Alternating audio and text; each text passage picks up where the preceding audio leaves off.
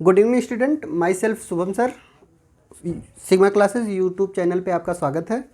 हम आज आपको पढ़ाने जा रहे हैं स्पर्मेटोजेनेसिस और ooजेनेसिस में डिफरेंस क्या है। ठीक है, स्पर्मेटोजेनेसिस क्या होता है? स्पर्म के फॉर्मेशन को हम क्या नाम देते हैं? स्पर्मेटोजेनेसिस। ooजेनेसिस का मतलब क्या होता है? Formation of ovum.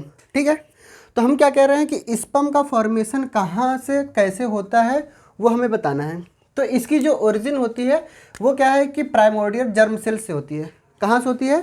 Primordial germ cell से होती है। प्राइमोर्डियल जर्म सेल्स क्या है? इसकी जो ओरिजिन है, ठीक है, ये इसकी ओरिजिन कहाँ है? Extra gonadal origin. ठीक है, एक्स्ट्रा गोनेडल ओरिजिन का मतलब क्या है कि ये मीजोडर्मल ओरिजिन है। कैसी ओरिजिन है? मीजोडर्म की ओरिजिन है। ठीक है, ये डिप्लॉयड सेल है। कैसी सेल्स हैं? डिप्लॉयड सेल्स है। जब कई बार माइटोटिक डिवीज़न करेंगे, हमने क्या कहा? कई बार माइटोटिक डिवीज़न करेंगी तब जाकर के ये क्या बनाती हैं? स्पर्मेटोगोनिया बनाती हैं। क्या बनाती हैं? स्पर्मेटोगोनिया बनाती हैं। तो यानी क्या है कि कई बार माइटोटिक डिवीज़न करने के बाद ये क्या करती हैं कि स्पर्मेटोगोनिया बनाती हैं। और ये जो प्रोसेस चल रही है, ये प्रोसेस कहाँ पे चल रही है? ये बिफोर बर्थ की बात हो रही है। कब की बात हो रही है? बिफोर बर्थ की बात हो रही है। बर्थ से पहले क्या होती है कि हमारी जो स्पर्मेटोसाइट्स होती हैं, ये जो प्राइमोर्डियल जर्म सेल्स होती हैं, यही क्या करती हैं? माइटोटिक डिवीज़न करती है। डिप्लॉयड सेल्स होती हैं और डिप्लॉयड सेल्स जब भी माइटोटिक डिवीज़न करेंगी तो क्या बनाएंगी? स्पर्मेटोगोनिया बनाएंगी। ये भी डिप्लॉयड सेल होती हैं। ये कैसी सेल्स होती हैं? ये भी डिप्लॉयड सेल्स होती हैं। ठीक है, माइटोटिक डिवीज़न करने के बाद ये क्या करती हैं कि आधा आधा जब डिवाइड हो जाएंगी तो ये क्या करती है कि स्पर्मेटोगोनिया बनाती हैं। और स्पर्मेटोगोनिया क्या करती है? लगातार माइटोटिक डिवीज़न करती रहती है। ये भी माइटोटिक डिवीज़न करती हैं। तो ये क्या करती है? ये भी माइटोटिक डिवीज़न ऐसे करती रहेंगी और ये क्या करती हैं कि ये कंटिन्यू करती रहती हैं। ये माइटोटिक डिवीज़न क्या होगा? लगातार करती रहेंगी और ये कंटिन्यू होल लाइफ करती रहेंगे।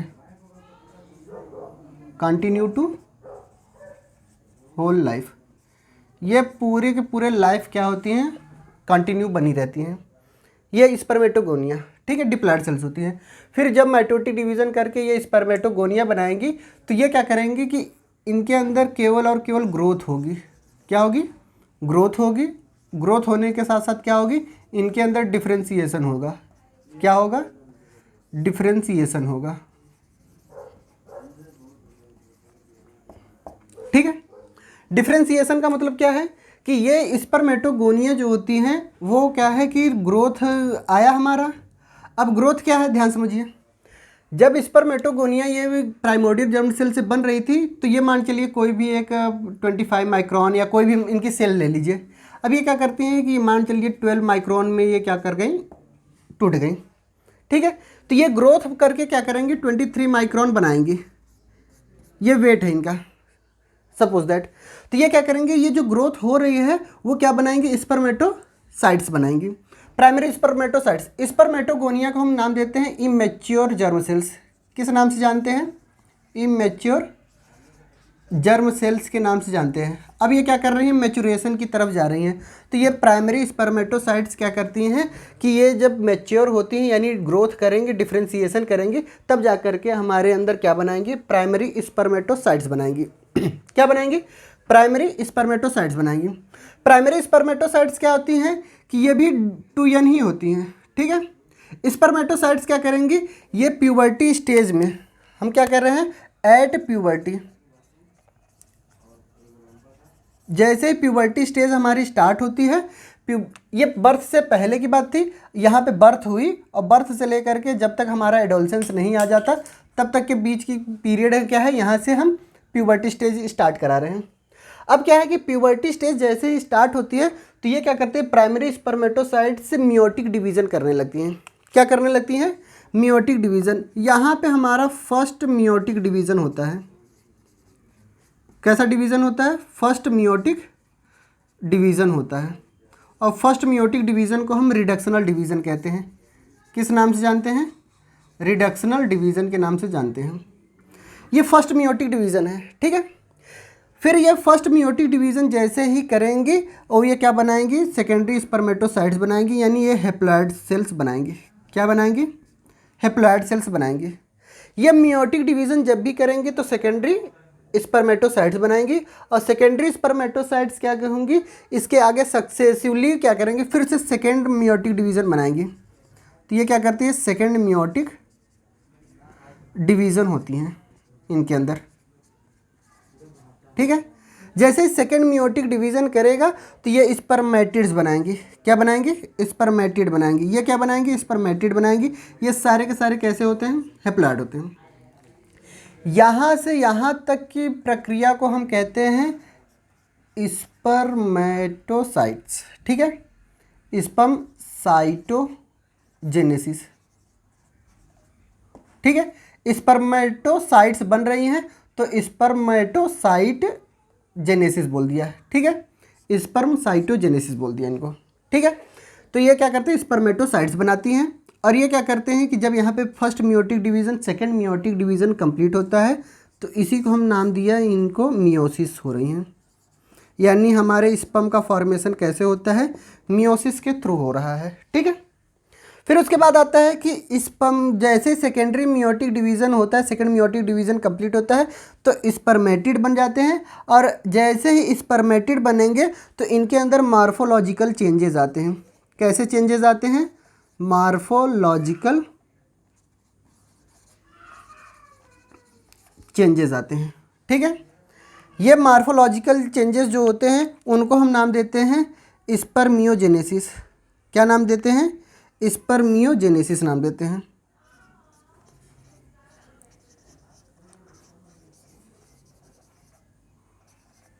जेनेसिस।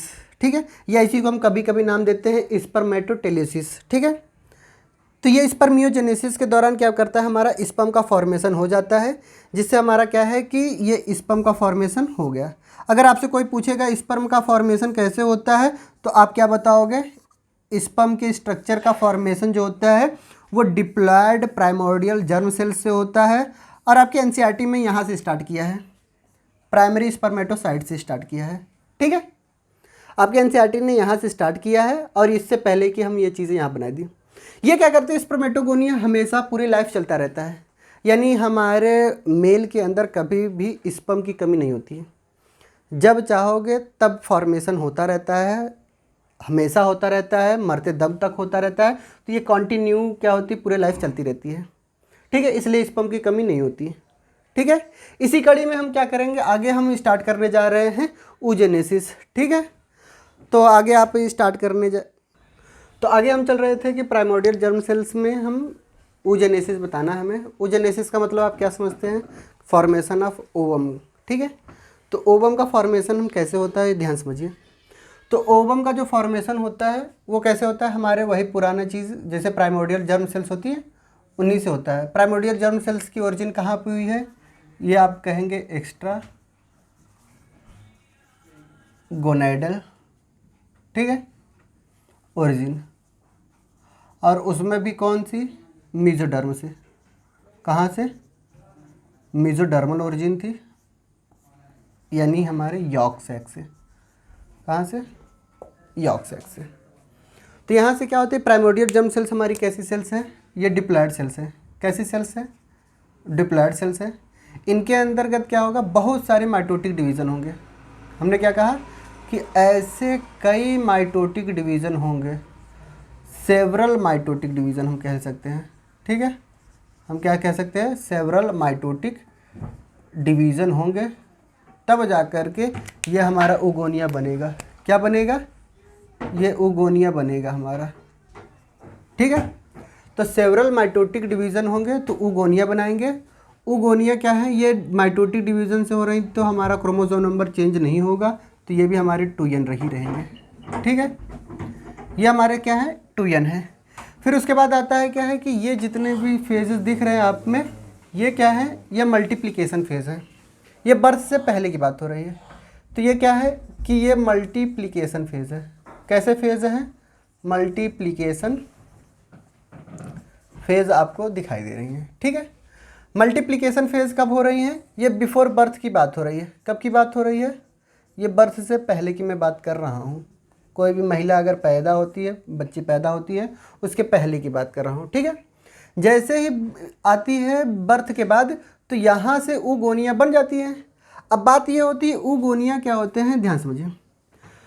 एक ओवरी के अंदर, क्या कह रहे हैं, एक ओवरी के अंदर 20 लाख 20 लाख oogonia, ठीक है। हमें बार बार केमिस्ट्री याद हो रही है।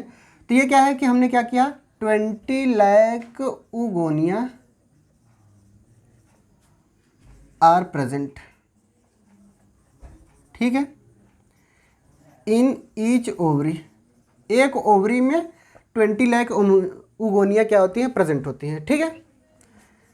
अब बात आती है कि जैसे ही हम यहाँ पे oogonia बना हमारा, oogonia क्या कर जाता है, अब यहाँ पे ग्रोथ होने लगती है। क्या होने लगती है, ग्रोथ होने लगती है। कब तक ग्रोथ होती है, जब तक क्या होता है कि प्यूबर्टी स्टेज ना आ जाए। तो यहाँ से हमारी प्यूबर्टी स्टेज आ जाती है ना, तो यहाँ से हमारी प्यूबर्टी स्टेज आती है। यहाँ पे पैदा हुए तब से ले करके यहाँ तक में क्या होता है, केवल और केवल ग्रोथ होती है। क्या होती है, ग्रोथ होती है। तो जैसे oogonia जो होती हैं यहाँ से स्टार्ट होती है, तो प्यूबर्टी स्टेज आते आते क्या होता है कि 60,000 से ले करके 80,000 जो होते हैं वो प्राइमरी oocytes बचे जाते हैं। कितने बच जाते हैं, प्राइमरी oocytes बच जाते हैं, oocytes left in each ovary, ठीक है, left in each ovary.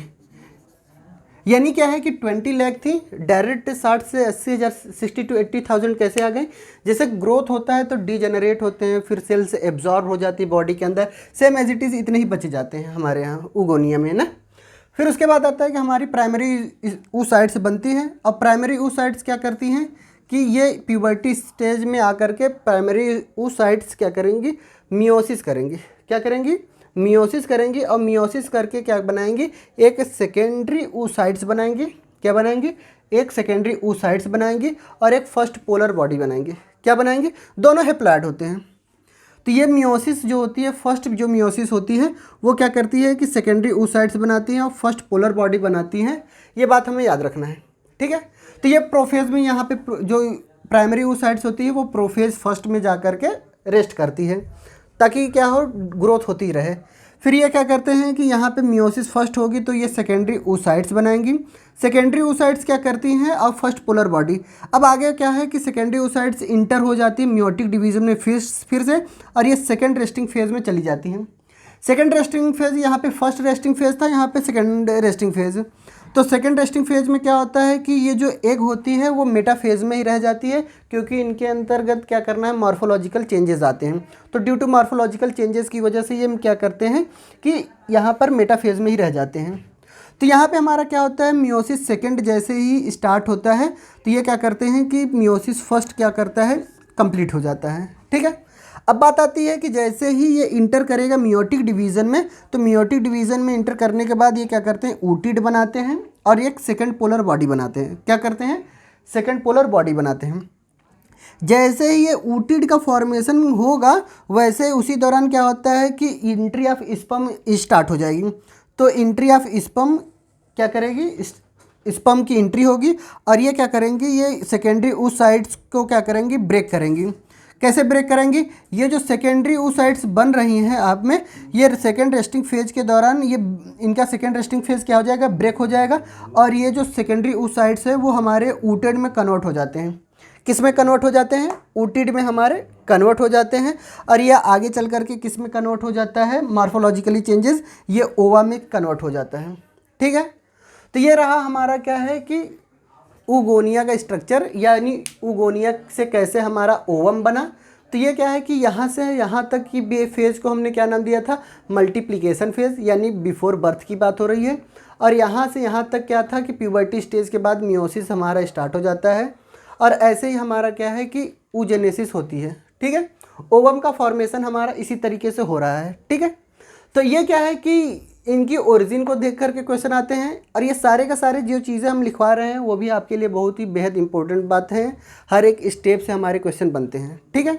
I hope आपको ये वीडियो अच्छी लगी होगी, आप डिफ्रेंशिएट कर लेंगे कि स्पर्मेटोजेनेसिस क्या है और oogenesis में डिफरेंस क्या है। ठीक है, तो ये हमें याद रखना है।